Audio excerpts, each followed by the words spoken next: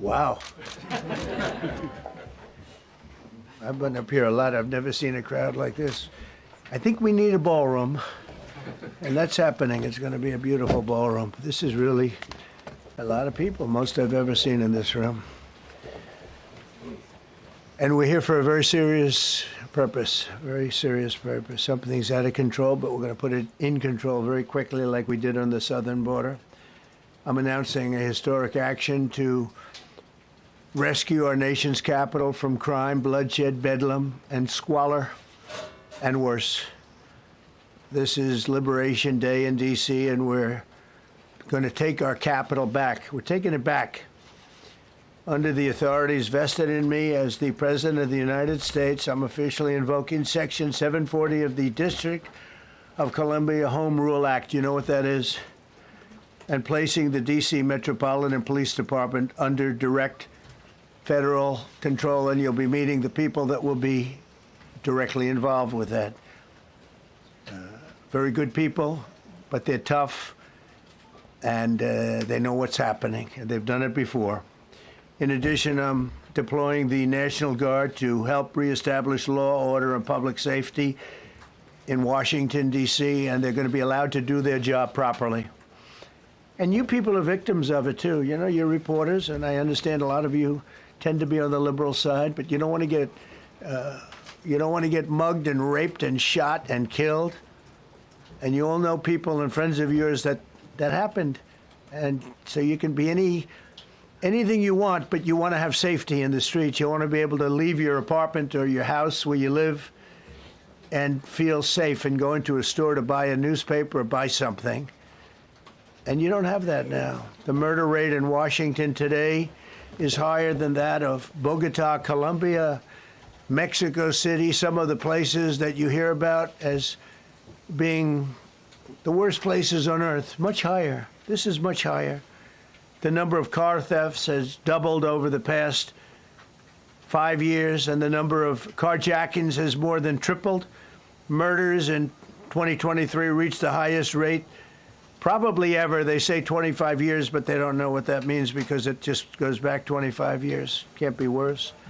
Our capital city has been overtaken by violent gangs and bloodthirsty criminals, roving mobs of wild youth, drugged out maniacs and homeless people. And we're not going to let it happen anymore. We're not going to take it. Just like we did on our southern border. Nobody comes through our southern border anymore. 3 months in a row, we had zero. I don't know if that's right, but the people that do the work, it's a very liberal group of people, actually, and they actually said zero for the last 3 months. Nobody thought a thing like that was possible. And, you know, when you say take a look at numbers, I just saw some charts. These are different cities throughout the world. Red is, okay, the red is a place called Washington, D.C. Look at these. Baghdad we doubled up on Baghdad. Panama City, Brasilia, San Jose, Costa Rica, Bogota, Colombia, heavy drugs. Mexico City, I mentioned, Lima, Peru, all double and triple what they are. So do you want to live in places like that? I don't think so. I don't think so. And I think the people in this room, if you wrote correctly, you'd see, look at the kind of numbers we have. D.C., 41 per 100,000, number one that we can find anywhere in the world. Other cities are pretty bad, but they're not as bad as that. That where you want to live? The reporters of the world? Juvenile offenders and crimes against persons, as they say. It's getting worse. Not getting better, it's getting worse. And we had a recent indication. There was a story about a man who was just left. He quit because he was asked to do phony numbers on crime. And we're going to look into that. I think Pam is going to be looking into that. But he was asked by the city, I guess, that we don't want to show the real numbers. Let me do numbers so it looks like it's going down. Not going down. And under Biden, it was a disaster. And nobody did anything about it. We're going to do things about it like you wouldn't believe. Every American has a constitutional right to be able to access and petition their government in safety, and countless federal officials and employees likewise have the right to carry out their jobs in peace without being shot. As you know, I lost a very good person a while ago, was shot waiting for his wife. He was in the car. They robbed his car. They shot him. They killed him like it was nothing to it. She was walking to the car. It's a horror show. This issue directly impacts the functioning of the federal government and is a threat to America, really. It's a threat to our country. We have other cities also that are bad, very bad. You look at Chicago, how bad it is. You look at Los Angeles, how bad it is. We have other cities that are very bad. New York has a problem. And then you have, of course, Baltimore and Oakland. We don't even mention that anymore. They're so far gone. We're not going to let it happen. We're not going to lose our cities over this. And this will go further. We're starting very strongly with D.C., and we're going to clean it up real quick, very quickly, as they say. Days ago, a former member of the DOJ staff was savagely beaten by a band of roving thugs after defending a young woman from an attempted carjacking. He was left dripping in blood. He thought he was dead, with a broken nose and concussion. Can't believe that he's alive. He can't believe it. In June, a 21-year-old congressional intern was tragically killed after being hit by a stray bullet in a drive-by shooting. A former Trump administration official named Mike Gill, fantastic person, was murdered last year in cold blood in a carjacking blocks away from the White House. We all knew him. Great person.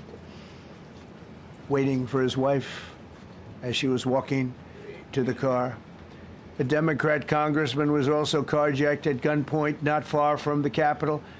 And in 2023, an aide to Senator Rand Paul was stabbed in the chest and head by a demented lunatic as he walked down the street, just absolutely for no reason.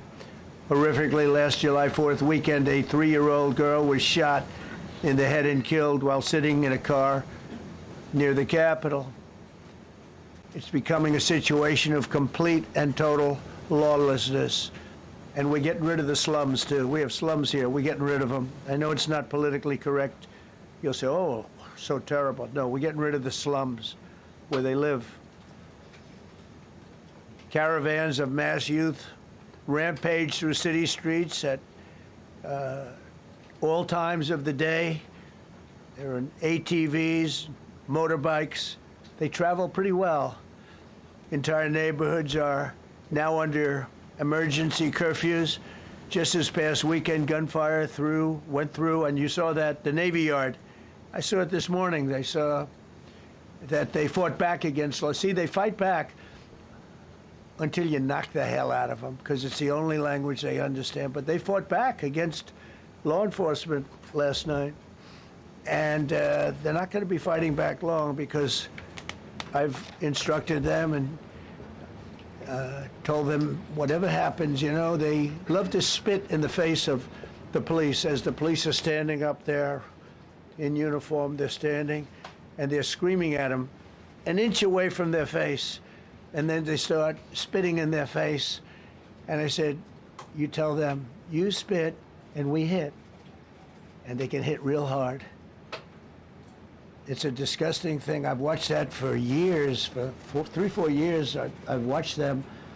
The police are standing, and they're told, don't do anything under any search. So and you can see they want to get at it. And they're standing there, and people are spitting in their face, and they're not allowed to do anything. But now they are allowed to do whatever the hell they want.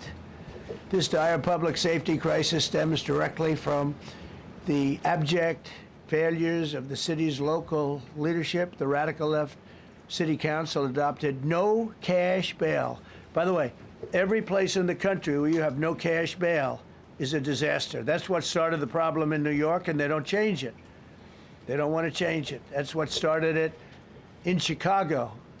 I mean, bad politicians started it, bad leadership started it, but that was the one thing that's central, no cash bail. Somebody murders somebody and they're out on no cash bail before the day is out. We're going to end that in Chicago. We're going to change the statute. I spoke with Pam and Todd and everybody. We're going to change the statute, and I'm going to have to get the Republicans to vote because the Democrats are weak on crime. Totally weak on crime. They don't know why. They want to stop because they get mugged too. But we're going to change no cash bail. We're going to change the statute and get rid of some of the other things.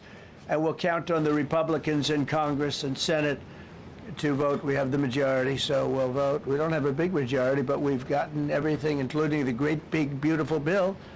Got that done, and that's one of the greatest things that's ever happened to people in this country.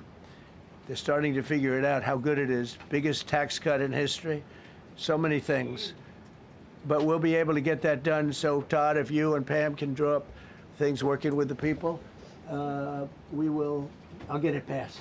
We'll get it passed with the Republicans. Probably won't get, think of this, probably won't get one Democrat vote because they have no idea what they're doing. That's why they want men playing in women's sports. That's why they want transgender for everybody transgender. And they just got walloped in an election, in a landslide, and they haven't changed one thing. I saw the other day the certain gentleman who was a very well-known politician, Democrat, was fighting like hell that men should be allowed to play in women's sport. They just don't get it. They said it's an 80-20 issue, and I think it's a 97-3 issue. And I don't know who the three are. I've never heard anybody nobody's ever come up to me, sir, you have to let men play in women's sports. You have to do it, sir. Nobody's ever approached me. I don't know where this issue even comes from. Never seen anything like it. But they turned our nation's capital into a sanctuary jurisdiction. That's the other thing. We have to get rid of sanctuary cities as quickly as possible. We're going to do it, too. We have to. Because it's sanctuary for criminals. Releasing illegal alien gang members onto the streets in 2022, nearly 70% of criminals arrested in Washington went unprosecuted. That's not going to happen with the group we have standing aside and standing behind me. And at the Metropolitan Police Department, it's now reached a small number relatively compared to what it was, but it's thousands of people. You know, we have thousands of police. I was told today, sir, they want more police. I heard a number, 3,500 police. That's a lot of police. 3,500. I thought they were going to say, we only have 30 policemen or women. He said, we have 3,500. We need more. You don't need more. That's so many. I never heard. That's like an army. How could you need more than 3,000? It just happened 2 minutes ago. Sir, they've requested more police. Oh, what do they have? About 3,500. I said, 3,500? This is not a big area. It's ridiculous. What you need is rules and regulations, and you need the right people to implement them. And we have the right people here, that I can tell you. Look at the border. Biden said there's nothing you can do. Kamala was the border czar. She never called one of the Border Patrol agents who are great. ICE is great. Never spoke to anybody. Never went there. But she was the border czar. And everybody said it was impossible to fix. I fixed it in 3 months. No, really. I fixed it the first week, but really fixed it over the last couple of months. And I mean, literally to a point where, as I said, 0 illegals entering our country in the last 90 days. Pretty amazing. It's time for dramatic action. We're going to do the same thing over here. It's going to be a very safe city very soon. We're not looking to take years, because a lot of people die in years. And we've got incredible people in this country, except we have to allow them to do their job. And that we will deliver like nobody's ever delivered before. I actually think it's easy. You know, if you're competent, it's easy. If you're incompetent, it's impossible. But I'm very competent. Last week, my administration surged 500 federal agents into the district, including from the FBI, ATF, DEA, Park Police, the U.S. Marshal Service, the Secret Service, and the Department of Homeland Security. You know, a lot of nations, they don't have anything like that. They got some police, and they're rough police. They don't have DEA, ATF, FBI, Park Police, the U.S. Marshal Service, Secret Service, Department of Homeland Security. They got some police, but they're rough police, and they do their job. They don't have crime. We're not going to have crime either. They made dozens of arrests, and that's what starts to happen. Again, cashless bail. Watch what we do with that. Today, we're formally declaring a public safety emergency. This is an emergency. This is a tragic emergency. And it's embarrassing for me to be up here. You know, I'm going to see Putin. I'm going to Russia on Friday. I don't like being up here talking about how unsafe and how dirty and disgusting this once beautiful capital was, with graffiti all over the walls. It's another part of it, by the way, because we're talking about safety, but we're also talking about beautification. We have the most beautiful, potentially, capital in the world. We always had. But people come from Iowa, they come from Indiana, they come and then they get mugged. Not going to happen. Keep coming, because by the time you get your trip set, it's going to be safe again, and it's going to be clean very quickly. We're going to replace the medians that are falling down all over the roads. We're going to replace the potholes. We're going to put a nice new coat of asphalt over the top. No, we don't have to rip the road out and spend 7 years building a new road because they cut everything. Because some designers said, well, we need a 1/4 of an inch more turn for safety reasons. No, we're going to do it right. We're going to get it done quickly. So today we're declaring public safety emergency in the District of Columbia. And Attorney General Pam Bondi, who's fantastic, is taking command of the Metropolitan Police Department as of this moment. And I'll be making the appropriate notifications to Congress and to the mayor, our new DEA administrator, who's one of the top in the country. He better be Terry. If you're not, I'm going to get rid of you so fast. Terry Cole. Terry, thanks. Very good. We just got him. Most highly recommended person. And you'll be designated as the interim federal commissioner of the Metropolitan Police Department. Okay? And you run them tough. They're good. You have a lot of good people. You have people that shouldn't be there. You also have people that shouldn't be there. They got in there because of woke. But you have a lot of great police. And those people are the ones that want to help you. This city will no longer be a sanctuary for illegal alien criminals.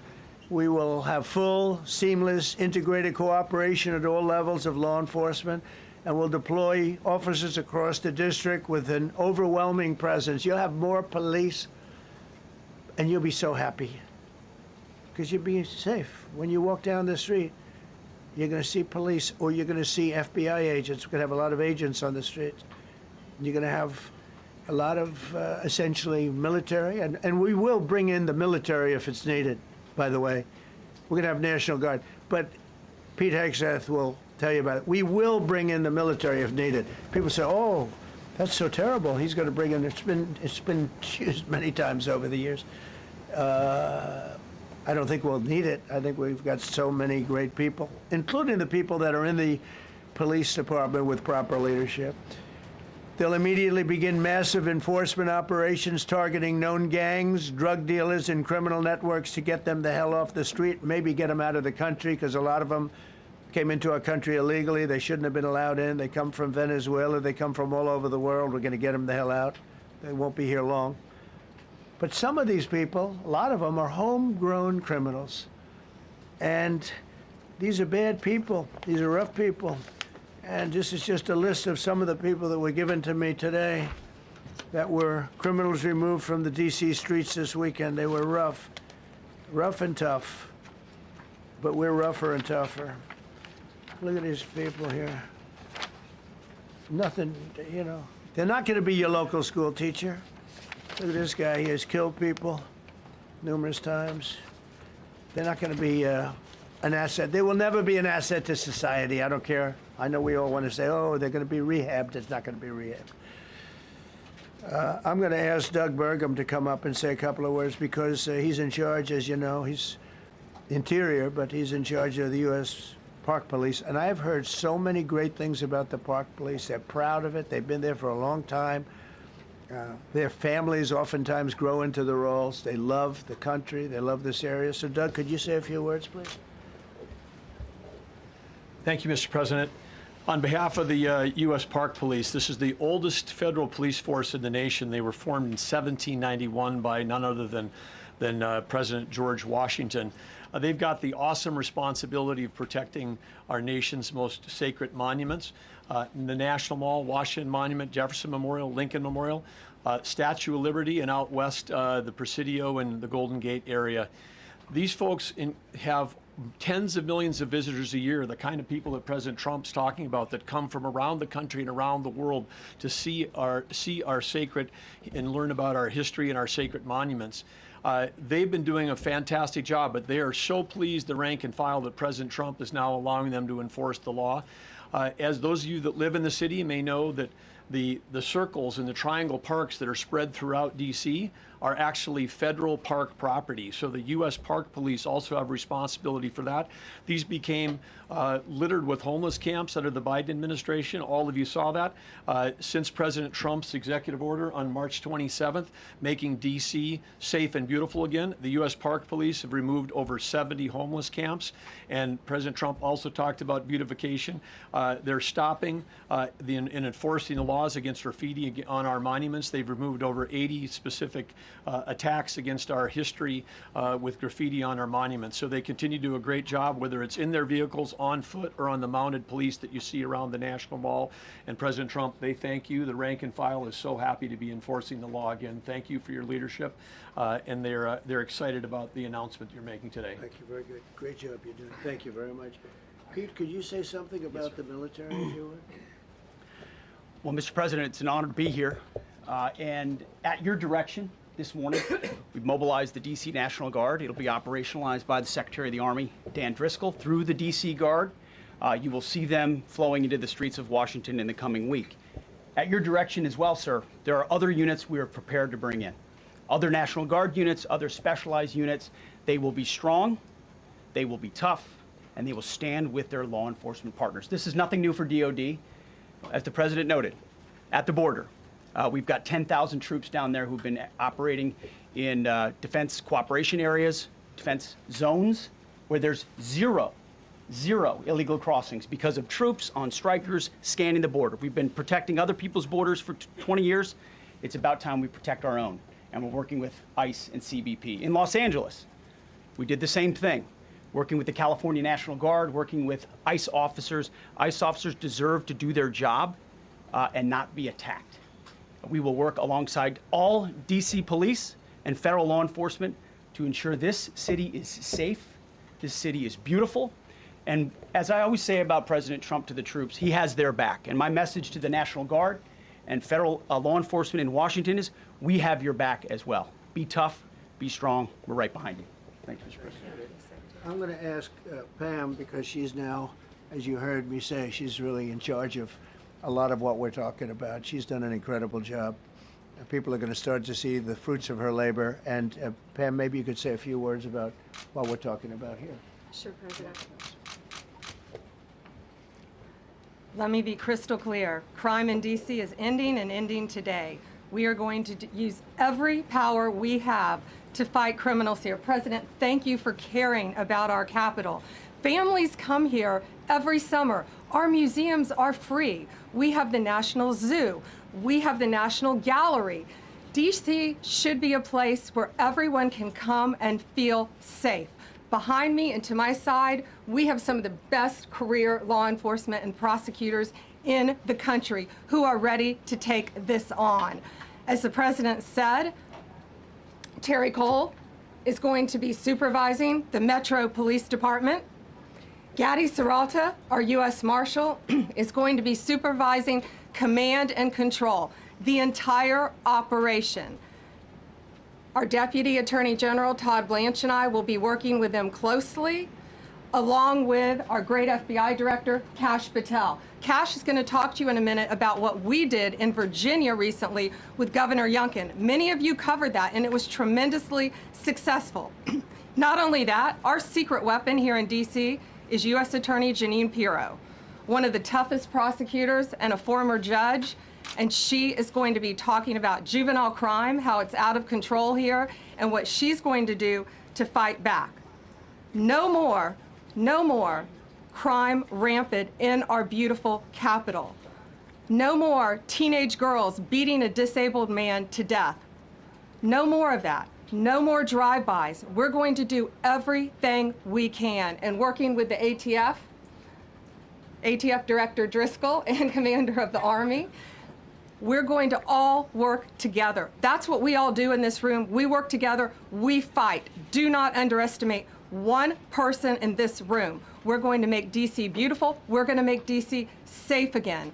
One other thing, just at the wharf a few days ago, the area of the wharf, Terry Cole reached out to me, not even nightfall, on the weekend, where so many families and tourists go.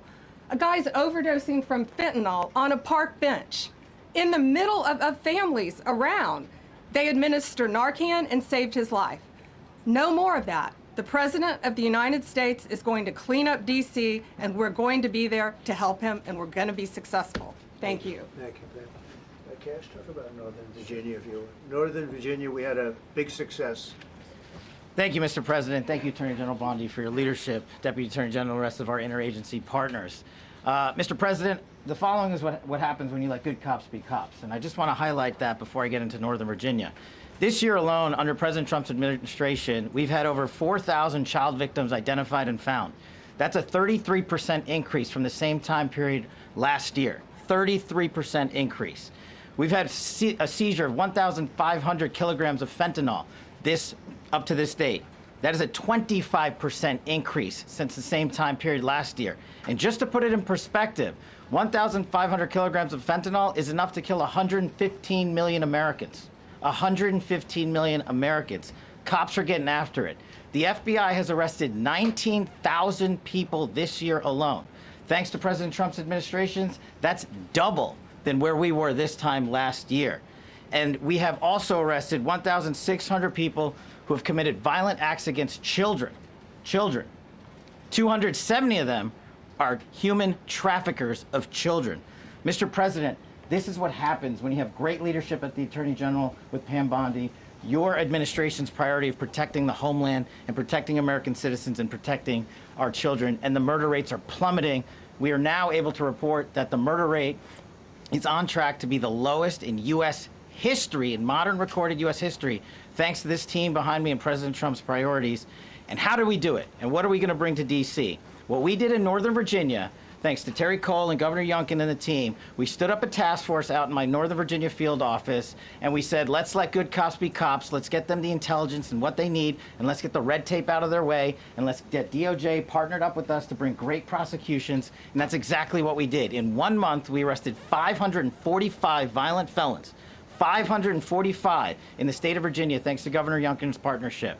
And that simplicity in law enforcement is what's coming to Washington, D.C. When you let good cops be cops, when you give them the intel they need, when you work with our Homeland Security Task Force, when you work with Terry and Gaddy and I go way back to Miami, these guys are great leaders of the respective departments and law enforcement capacities. And when you have the DOJ and President Trump driving behind this mission, we are going to clean up Washington, D.C., and we're going to do it the right way, the lawful way, and we're going to make sure Washington, D.C. is safe again. Thank you, Mr. President. Thank you, Attorney General. Thank you very much.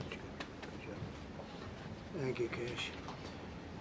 So the process begins right now. It actually started over the weekend, and we confronted a lot of very bad people. But it's going to be something that will be pretty amazing to you as you watch it. And I think most of you say it's a beautiful thing to do it right. We're going to be removing homeless encampments from all over our parks, our beautiful, beautiful parks, which now a lot of people can't walk on. They're very dirty, we've got a lot of problems. But we've already started that. We're moving the encampments away, trying to take care of people. Some of those people, we don't know how they even got there. Some of those people are from different countries, different parts of the world. Nobody knows who they are. They have no idea, but they're there. We're getting rid of the people from underpasses and public spaces from all over the city. There are many places that they can go, and we're going to help them as much as you can help.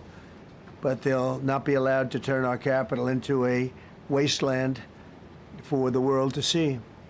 The Metropolitan Police Department and the federal authorities will be supported in the effort, a really big effort, the 800 D.C. National Guardsmen that we'll put on, and much more if necessary, much more. You remember I said, I offered 10,000 once. Remember I said to a certain person, a person who I thought always was highly overrated, not very competent.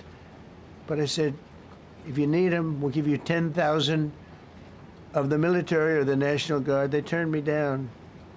But if necessary, we're going to move service members directly to joining the Guardsmen.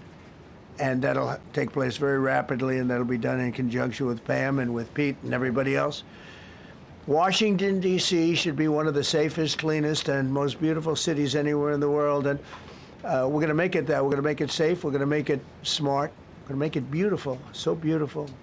Some of the buildings, we're going to add to it. You see what we've done at the White House. White House is a whole different building. I do that in my part-time because it's a natural instinct as a real estate person. I was very good at that, and I was very good at fixing things up. I like fixing things up.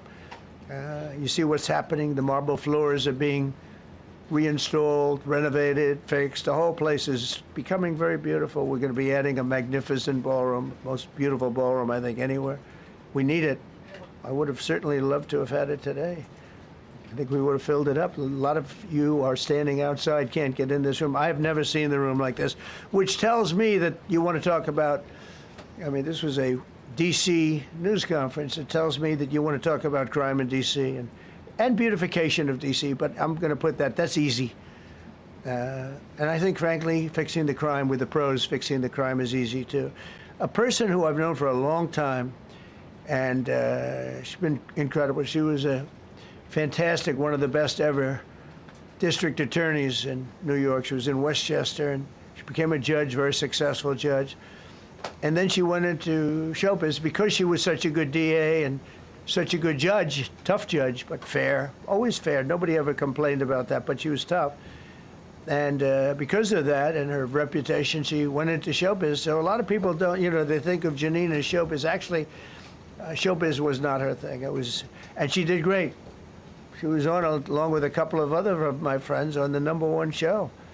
And she did great, but this is what she loves doing. This is really her baby. What she's going to do is going to be incredible. And I'd like to speak for just a few seconds on what she has in mind, what she wants to do. We're going to be appointing some judges. We have some open spots, and we're going to take people, because the judges are letting killers out. They just say, go, that's okay, don't worry about it.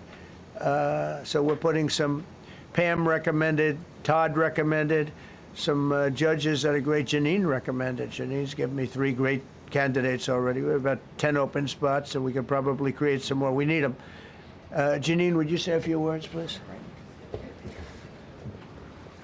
Thank you very much, Mr. President, and thank you, Madam Attorney General, and to all my partners here. We all want the same thing. We all want a safe city. We want a safe capital. We want to be able to bring our families here. We want to be able to come and enjoy the history that makes this place great. And unfortunately, we are not in that position right now. And Mr. President, I want to thank you for taking the step that we need right now to make criminals understand that they are not going to get away with it anymore. And I'm not going to stand here and go over and over the cases. But what I can tell you is this. I see too much violent crime being committed by young punks who think that they can get together in gangs and crews and beat the hell out of you or anyone else. They don't care where they are. They can be in DuPont Circle, but they know that we can't touch them. Why?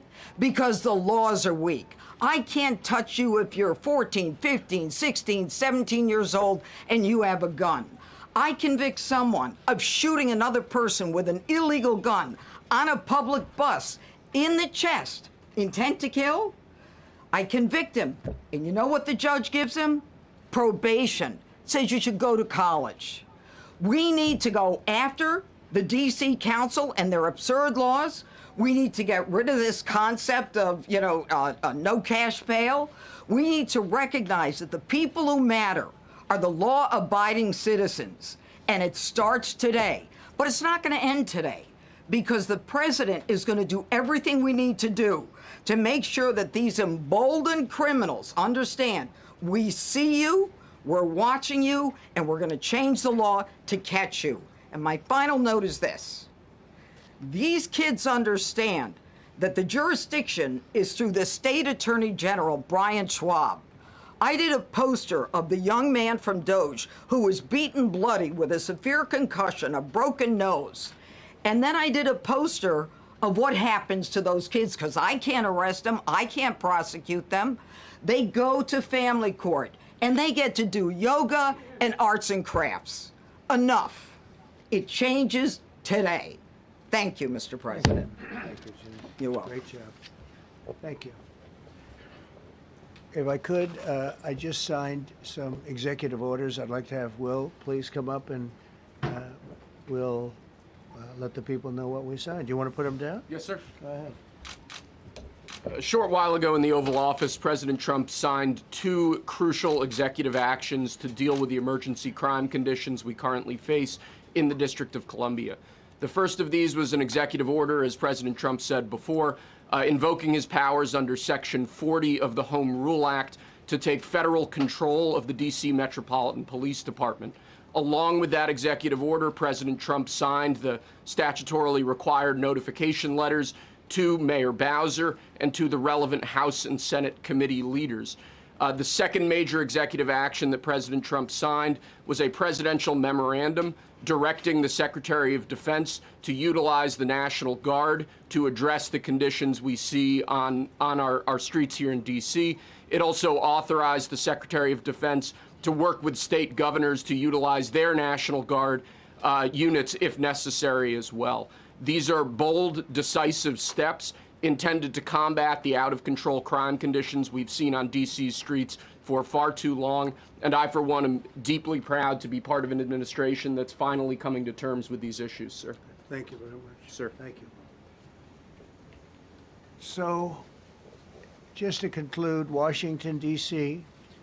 should be one of the safest, cleanest, most beautiful places anywhere in the world. It was years ago.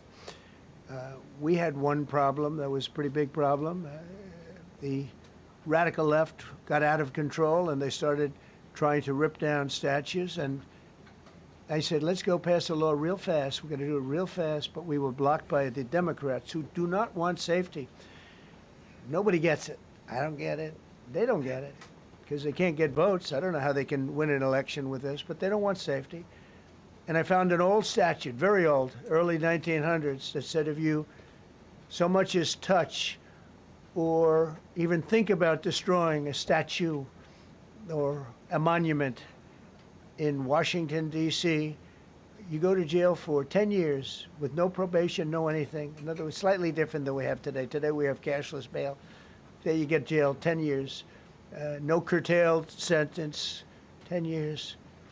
And we took it out. Nobody used it. It was never used because, you know, it's harsh. And you remember they started to rip down the statue of Abraham Lincoln. I said, that's a tough one to rip down. He was pretty good, Pam. I think he was pretty good. When the ropes started going around Abraham Lincoln to pull him down, Andrew Jackson, others, and they were heading to the Jefferson Memorial, Thomas Jefferson. They're going to do a big number there. I said, it's time. And I signed that statute immediately. We had it updated. We made it use the same language, all passed by Congress. And I announced it's 10 years in jail, no probation, no anything, 10 years, no curtail sentence if you touch, so much as touch a statue in Washington, D.C. And it was an amazing sight, beautiful sight. Everybody just left.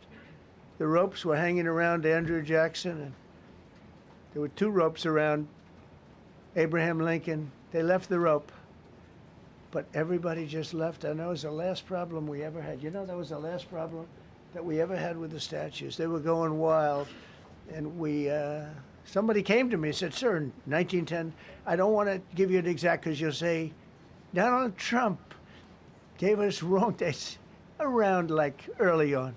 You know, if I'm slightly off, they make you sound a little bad. So I won't put myself in that position. I won't put you in that position, because I think everybody agrees with what we're doing today. But when I signed that thing, it was like a miracle. Everybody left. They were gone. They were starting to march down. They started the march toward Thomas Jefferson. And I figured he was always going to be safe. But they found something with him, and they found something with Abraham Lincoln. And even in the name George Washington in California, numerous places changed the name of George Washington High School and various other places. They took George Washington's name. This was a sick, woke culture that I think we've largely ended. And a lot of those people that were woke are now turning out to be the opposite. I won't go so far as to say MAGA. It's a very special category. But they've gotten out of that. But we have people that love this country, and they love this really beautiful capital. It is. I flew over it the other day, and I said, what a beautiful place. But if there's crime all over the streets, when you get there, it doesn't look so beautiful. But we're going to make it beautiful again.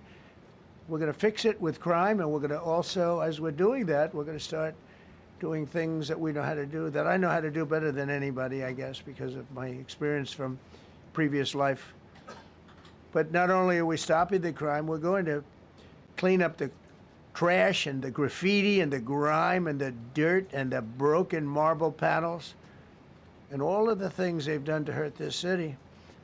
And we're going to restore the city back to the gleaming capital that everybody wants it to be. It's going to be something very special.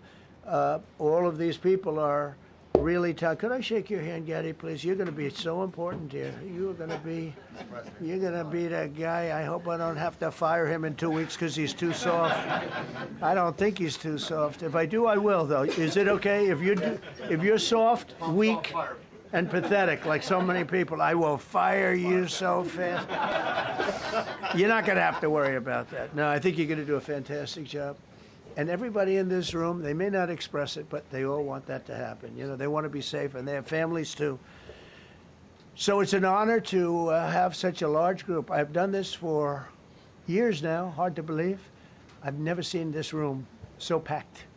In fact, I'm sure it's a violation of every fire code. But we'll let you stay anyway. You're taking a chance. And with that, we'll say, maybe if you could, oh, wow. We could be here all day long. If we could keep the first questions, perhaps, to this subject, and then we'll go on to a few others. Please. Mr. President, thank you so much. Can you talk about how personal of an issue this is? You talked about flying over the Washington Monument and seeing the pride of what D.C. is, and do you believe that the status of the city, the cleanliness, the way that crime is low, is a direct reflection on how the country is run? Yeah, I do. I think the Capitol, look, everyone comes here. They're all coming. All the leaders, they're all wanting to come. And I say it, I've said it again, but I'm really just quoting other leaders from NATO, from the Middle East, King of Saudi Arabia, Qatar, UAE. I was over there. We brought back $5.1 trillion of investment into our country. But a month and a half ago, I was at NATO. We had a great thing. They agreed to put up 5% instead of 2%. 2% they didn't pay, 5% is already paid. We had a great meeting, and they all said the same thing. They said our country was dead. They thought our country was gone. 1 year ago, they said your country was dead. And now you have the hottest country anywhere in the world. We do. We have the hottest country in the world right now. The tariffs have helped. It's given us not only the money, it's billions, trillions of dollars of money, but it gives us great power over enemies. We solved 5 wars with Pakistan and India. We just solved one. Azerbaijan and, as you know, and Armenia. A war was raging for 37 years. And the 2 leaders got up and they said, we never thought this would be solved. Russia tried to solve it. They all tried to solve it. It was a very tough situation, but we got it done. And I said to the 2 men, I said, are you guys friends? And they had a hard time. You know, they've been killing each other for 37 years, right? One was there 5 years, one was there for 22 years. He said, my whole life I've been fighting this war. and you got it solved. But we did many of those. We did in the Congo and Rwanda. That's been going on for 30 years. 8 to 9 million people killed that they know of, but it was raging, and we got that solved. We got a lot of them done. It's a great honor. But you want to have, when they come, the leaders come to our country to sign documents that the war is over or whatever, or for other reasons. They come for trade. And you want them to come through so beautifully. You ride down those roads, everything should be perfect. You shouldn't have medians falling down into the roadway. Median, you know, the metal things that are always, somebody had a great lobbyist, because I've never seen them look good. I've been looking at those things with the little, right? They're always broken and bad, but here they're really bad. And we're going to either put new or fix it, and it's not expensive. It's not really expensive. And we're going to fix our roads a little bit. We're going to clean up our sidewalks. You have countries where every Saturday the people go out and they wash their sidewalks in front of their stores or their houses. They scrub their sidewalks. So we aren't quite at that level yet, I don't think, Gaddy. We're not quite there yet, but maybe we will. They go out and they scrub. I think it's so beautiful to hear that and to see those stories. But we're going to make it clean. But just to finish with your question, it's a very, very strong reflection of our country. And when they see a bad city, you know, my father always used to tell me, I had a wonderful father, very smart, and he used to say, son, when you walk into a restaurant and you see a dirty front door, don't go in, because if the front door is dirty, the kitchen's dirty also. Same thing with the Capitol. If our Capitol's dirty, our whole country is dirty, and they don't respect us. So it's a very good question, actually. Mr. President, sorry. Question for you on the specific issue. Do you expect more ideas that Chicago, LA, San Francisco, would they expect similar action to what we've seen in DC? Any other questions, sir? There's reporting that the administration is going to reclassify marijuana. Would that send mixed messages that if marijuana is okay, some drugs are okay, but we're trying to clean up crime? How do they go hand in hand? We're only looking at that. That's early, but you know, somebody reported it, which is fine. We're looking at it. Some people like it. Some people hate it. Some people hate the whole concept of marijuana, because if it does bad for the children, it does bad for people that are older than children. But we're looking at reclassification, and we'll make a determination over the next few weeks. And that determination hopefully will be the right one. It's a very complicated subject, the subject of marijuana. I've heard great things having to do with medical, and I've had bad things having to do with just about everything else. But medical and, for pain and various things, I've heard some pretty good things, but for other things, I've heard some pretty bad things. The other part of your question, I mean, we're just going to see what happens with it all. We're going to have a tremendous success in what we're doing. Other cities are hopefully watching this. They're all watching, just like everyone's watching here. They're all watching, and maybe they'll clean up, and maybe they'll do this and get rid of the cashless bail thing and all of the things that caused the problem. I mean, if you go back, this whole thing with cashless bail is a disaster. So many problems came that we never had before. So they're watching us today, and if they don't learn their lesson, if they haven't studied us properly, because we're going to be very successful. I have zero doubt about that. It's going to be. It's a question of will it be really fast, like the border. You know, everyone said, they used to say, Biden used to say, I need legislation. I didn't get any legislation. I called up our people, and we did a great job. Tom Homan was great. As you know, our secretary did a great job. They did a great job. There's no games. They didn't play games. And we're going to have the same thing here. But then I'm going to look at New York in a little while. Let's do this. Let's do this together. Let's see. It's going to go pretty quickly. And if we need to, we're going to do the same thing in Chicago, which is a disaster. We have a mayor there who's totally incompetent. He's an incompetent man. And we have an incompetent governor there. Pritzker's an incompetent. His family threw him out of the business, and he ran for governor. And now I understand he wants to be president. but I noticed he lost a little weight, so maybe he has a chance. You know, you never know what happens. But Pritzker's a gross incompetent guy, thrown out of the family business. But when I look at Chicago and I look at L.A., if we didn't go to L.A. 3 months ago, L.A. would be burning like the part that didn't burn. If he would have allowed the water to come down, which I told him about in my first term, I said, you're going to have problems, let it come down. We actually sent in our military to have the water come down into L.A. They still didn't want it to come down after the fires. But that was it, we have it coming down. But hopefully L.A. is watching. That mayor also, the city's burning. They lost like 25,000 homes. I went there the day after the fire. You were there, and I saw people standing in front of a burned down home. It was, their homes were incinerated. They weren't like, even the steel was literally, it was all warped and literally disintegrated because of the winds and the flame and the whole thing, like a blowtorch. They were standing on this beautiful day, maybe a couple of days after. We gave it a little time because what they had suffered. Almost 25,000 homes. And you see what's happening now. They didn't give their permits. I went to a town hall meeting. I said, we're going to get you the federal permits, which are much harder. Almost immediately. Lee Zeldin is a star. He did an incredible job. They have all their federal permits. They don't have their city permits. And the mayor said to me, we think we could have them in 2 years. I was walking down the street, and I met with firemen and police. And I was saying hello to many people that were standing in front of their homes with yellow tape. You can't go in. You can't go onto the lot. And those people wanted to start rebuilding their homes then and there. And the mayor said, we should be able to get them the permits within 2 years. I said, that's a shame. 2 years? Are you kidding? I'm going to get them the federal permit like almost immediately. 2 years. And she roared back, well, maybe 1 year. The place was booing her out of the place. They don't have their permits to build their homes. And now they're talking about putting, this is among the most beautiful areas was in the country. Now they're talking about putting low-income housing there. Can you believe this?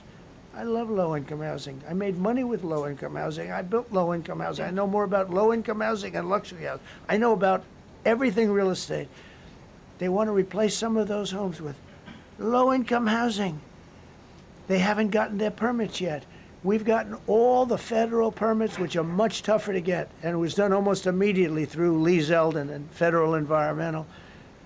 And I watched the other day, those people are angry. And now, you know, they had tremendous, they loved that area. They loved the whole big area, different places, but they loved it. It was all luxury stuff and beautiful stuff, and some wasn't that luxury, but the level of love for that neighborhood, their neighborhoods, was incredible. And you know what? I watch people on television, they want to go, they want to leave. They've lost their spirit, they've lost their heart, because the mayor's incompetent. And Gavin Newsom is incompetent. He's got a good line of bullshit, but that's about it. He's incompetent. And you have Los Angeles is, you know, it's amazing. You know, I called, the first thing I did, I got the Olympics to go there. I was the one that got it. And by a rare thing that happened, I'll be the president. I was very upset because I got the Olympics there, and I said I won't be president when it comes. But bad things happened, and illegal things happened, really illegal things happened. Now it turns out one good thing was I'm going to be the president for the Olympics for 2050, for 250, which is going to be fantastic, and also for the World Cup. So we have a lot of good things, and I hope 250 is going to be the 250th anniversary is going to be the best. But when I looked at those people, and I saw last night on television that they still don't have their permits, it's a disgrace what's happened in Los Angeles. Thank you. The China tariff deadline is tonight. Do you plan to extend that? We'll see what happens. China's been, we've been dealing very nicely with China, as you probably have heard. They have tremendous tariffs that they're paying to the United States of America. And we'll see what happens. They've been dealing quite nicely. The relationship is very good with President Xi and myself. President, you mentioned your upcoming meeting with President Putin. Can you tell us what you hope to get out of that and whether you'll consider inviting President Zelensky to join? So you have to understand, this is a war that should have never happened. This is a war that wouldn't have happened if I were president. It would have never happened. It was the apple of his eye. I got along very well with President Putin. But if you look, under President Bush, they took a lot of territory. Under President Obama, they took a lot of territory. Under Biden, they essentially took the whole thing. You know, it's just a question of time. Under Trump, you know what they took? Nothing, nothing. I was the one that said, you can't build your pipeline. That was half built. I came in, I stopped the pipeline. It's called Nord Stream 2. Nobody knows that, you know. Nobody ever heard of Nord Stream 2. You might have not even heard it. Biggest pipeline in the world. I stopped it. I was not a friend of Russia, but I got along well with Putin. It's always good to get along with other countries if possible, but that doesn't mean you roll over like Biden did. Biden came in and he immediately approved the pipeline. I couldn't believe it. Then they say Trump wasn't tough on Russia. I wasn't tough. I was the toughest. Putin said, if you're not tough, I would hate like hell to see you visit. I stopped the biggest economic development job, the biggest job that Russia had ever built. I stopped it. It was dead.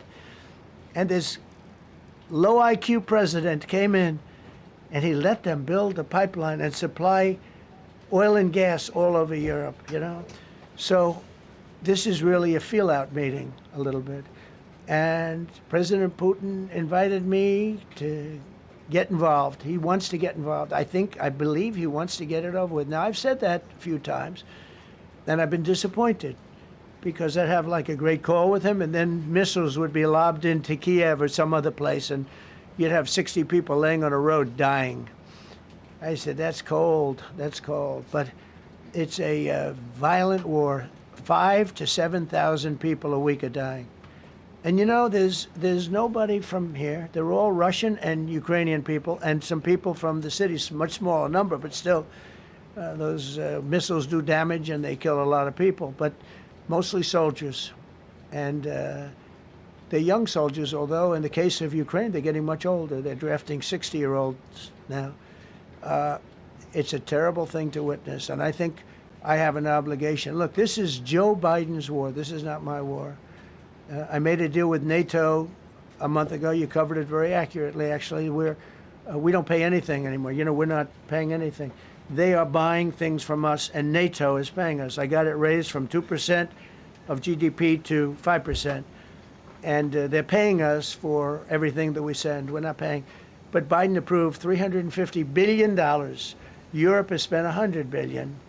The money that's been spent and the death is incredible. It's the worst thing that's happened, by far the worst that's happened since World War II.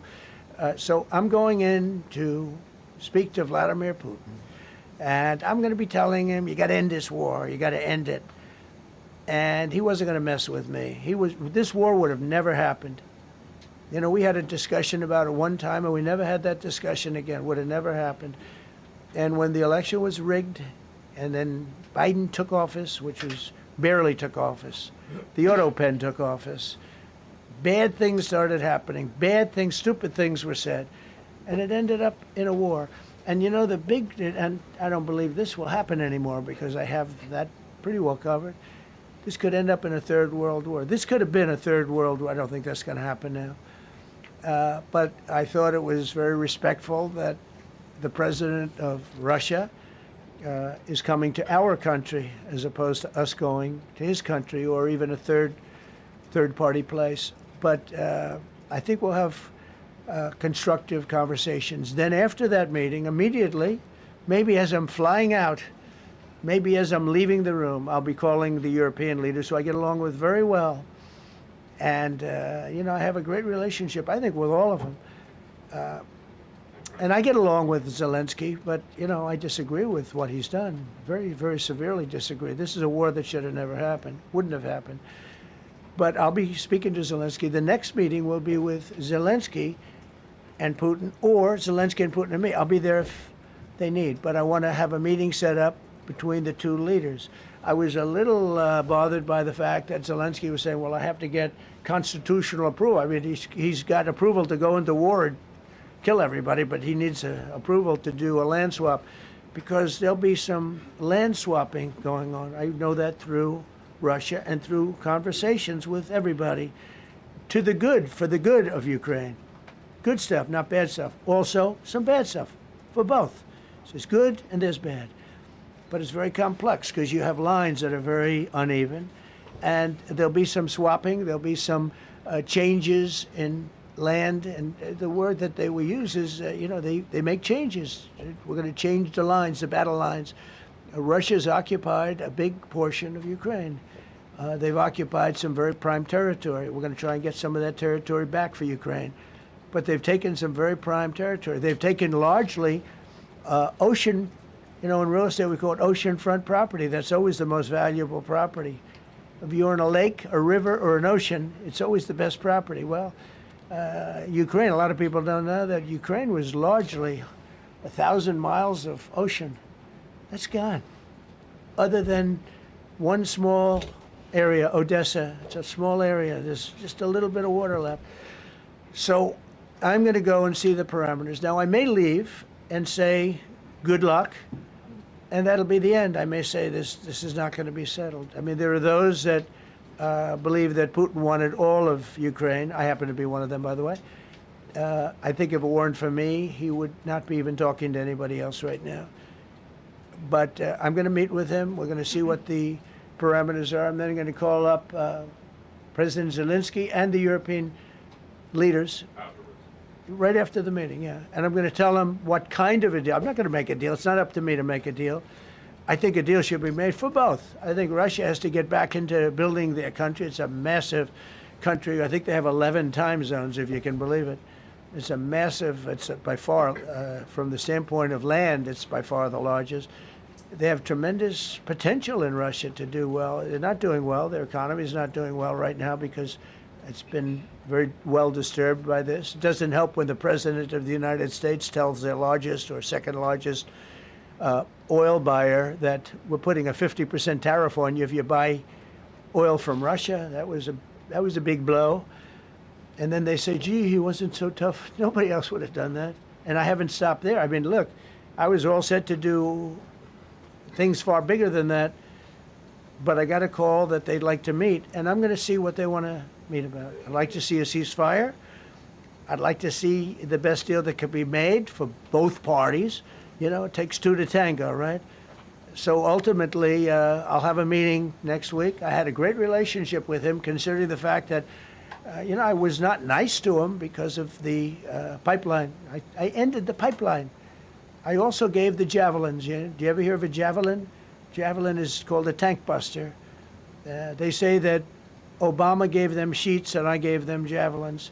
If it weren't for me, all those tanks that were destroyed at the first days of the war because the tanks got stuck in the mud, some commander made a better. They would have been in Kiev in 4 hours going down the highway.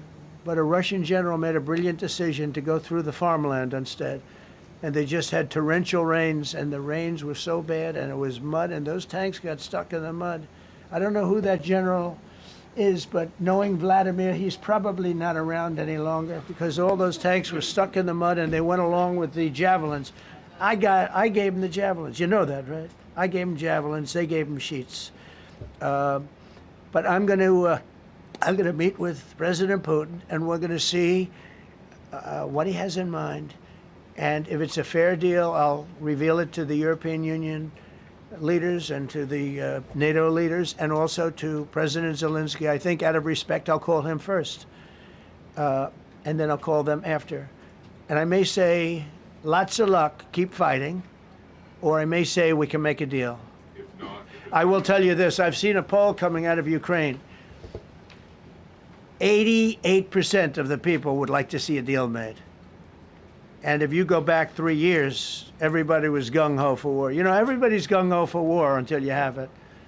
It's an amazing thing. I had it with a couple of countries where I couldn't get a deal done with one particular country. And I just couldn't. The guy's great. He's a friend of mine. Great. Good leader. Tough as hell. I couldn't get the deal done. And then he went into war for a short period of time. You know where I'm talking about. First term. And it was nasty. Guys being killed all over the place. And he went through 1 week of war, and I was able to get the deal done. He said, this is nasty. Yes, please. Yeah, just to follow up on what you were saying there. First of all, Volodymyr Zelensky is not invited on Friday? He wasn't a part of it. I would say he could go, but he's gone to a lot of meetings. He's been there for 3.5 years. Nothing happened. And what is the definition? I mean, do you want somebody that's been doing this for 3.5 years What's the definition of a good deal? I'll tell you after I hear what the deal is. I was gonna ask Because you- there could be many definitions. You know, you're talking about a very large and complex situation. Now, I tell you, the war that I just settled with Azerbaijan and with, as you know, and Armenia was almost as complex as this one, having to do with routes, Successful trade. meeting on Friday with Vladimir Putin. Well, we're going to have a meeting with Vladimir Putin, and at the end of that meeting, probably in the first 2 minutes, I'll know exactly whether or not a deal can be How will you made. know that? Because that's what I do. I make deals. Mr. President. Please, go ahead. Yeah, thank you, Mr. President. I'm going to ask you two questions, one about China, one about Russia, if I could. On China, your administration agreed to send the most advanced or advanced NVIDIA and AMD chips. No, obsolete. No. Obsolete chip. Well, and then 15% of the You profits mean the come back. 20s? No. This is an old chip that China already has. And I deal with Jensen, who's a great guy, and NVIDIA. The chip that we're talking about, the H20, it's an old chip. China already has it in a different form, different name, but they have it. Or they have a combination of two will make up for it and even then some. Now Jensen Jensen's a very brilliant guy, and Jensen also has a new chip, the Blackwell. Do you know what the Blackwell is? The Blackwell is super duper advanced. I wouldn't make a deal with that, although it's possible I'd make a deal, a somewhat enhanced in a negative way Blackwell. In other words, take 30% to 50% off of it. But that's the latest and the greatest in the world. Nobody has it. They won't have it for 5 years. But the H20 is obsolete. You know, it's one of those things. But it still has a market. So I said, listen, I want 20% if I'm going to approve this for you, for the country, for our country, for the U.S. I don't want it myself. You know, every time I say like 747, I want, yeah, for the Air Force. So I just wanted, so when I say I want 20, I want for the country. I only care about the country. I don't care about myself.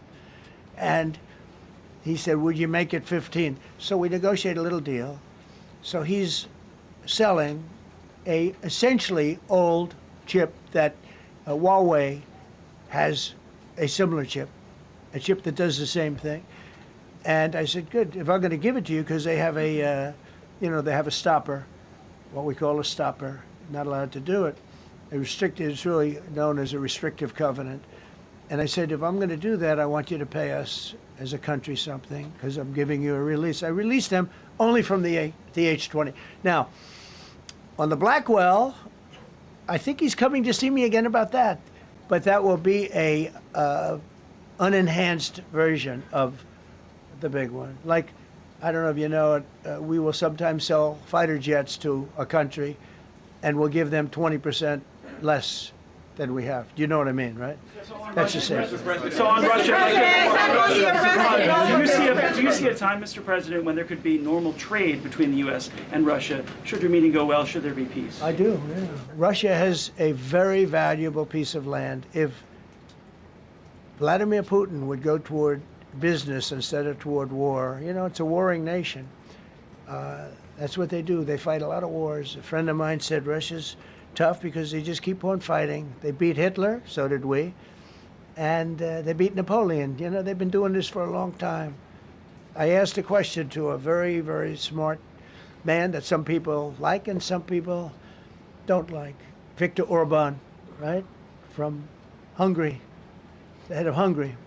And he's in that same area and knows the two countries very well. I said, this was before Biden didn't do anything to get us out of it. He could have gotten us out of that. It would have never happened. I said, so can Russia be beaten by Ukraine? He looked at me like, what a stupid question. He said, Russia's a massive country, and they win their country, and they win their life through wars. They fight wars. That's what they do. He said, China beats you with trade. Russia beats you with war. That was a very interesting statement. China's not beating us with trade, not when I'm in charge. But they were beating Biden with trade, but they never beat us with trade. Don't forget, China had to pay $400 billion worth of tariffs when I was last time. That was last time. And if we didn't have COVID, all of this stuff we would be loaded. We're finding hundreds of billions of dollars of cash is pouring into our country now because of tariffs. And all we're doing is we're doing what they do to us. It's so beautiful to see it.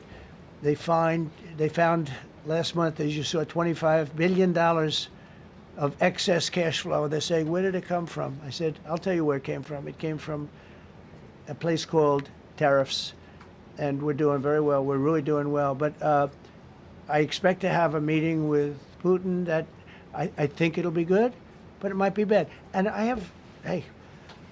I'm here for one reason, to get rid of a war that somebody else started. Should have never happened. And if I could end it, great. Complex war, a lot of bad blood, But Zelensky's been there for 3.5 years. So if you put him in a room, now I will say this, ultimately I'm going to put the two of them in a room. I'll be there or won't be there. And I think it'll get solved. Yeah, please be happy. Thank you, Mr. President. Excuse me, I'm going to suggest, because do you have any other questions on DC? Because I don't want them to be. Wait. These are incredible people. I don't want them to be standing up here on subjects. Does anybody have a question of them? And then you guys can leave. Okay, a question, Brian, go ahead. Thank you, Mr. President. All right. And by the way, this is only on DC, and then they're going to leave because it's unfair to have them stand up here all day long. I Brian. agree. I've got two questions for you. First, about DC. This is personal for me as well. Last year, I was robbed on the streets by one of these teenage thugs. Had a gun, got away with it. Let's talk about the effort that between law enforcement, prosecutors, and judges, because it's a recycling belt. Like, these kids go, they don't fear the police. They know it. If you talk about how we've got to get these judges and put these kids behind bars, right. Adult crimes deserve adult penalties. And my second question, I'll after you answer that, please. You want me to answer it? Whoever wants to take it. Okay. It's real. Do you want me to answer it? Go ahead. Here's the problem. Assuming that they're 17 years, older than 17 years old, I can get the case. If they're under 18 years of age, I can only get the case if it's murder, rob one, rape, even if they shoot a gun but don't kill you, I can't get it. So the law has to be changed. As the president said, cashless bail. That has to be changed. All right, then, even assuming I get the case, I get jurisdiction, I get a conviction, the D.C. Council has given the judges the ability to give probation on shootings. And so then it's up to them. All of these things, the Youth Rehabilitation Incarceration Reduction Act, and now they want to seal records. So if we work hard, we get a conviction, they want to wipe it out. So that needs all to be changed. Okay, Mr. Question. Pam, would you answer that also?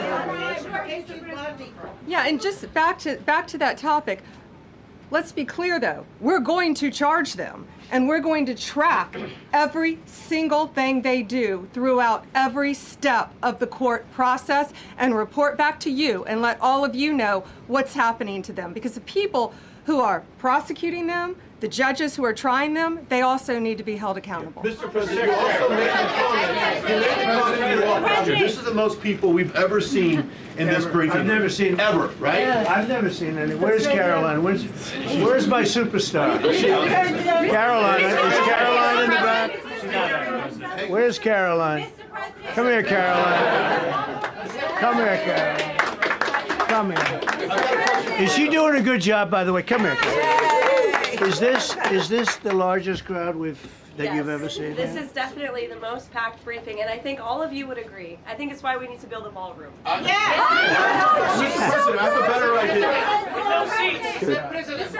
All right, Brian, go ahead. My question is this. You're building the big, beautiful ballroom. Yeah. Could we build a big, beautiful briefing room, updated technology, more seats? I don't want to do that. I don't want you to be comfortable.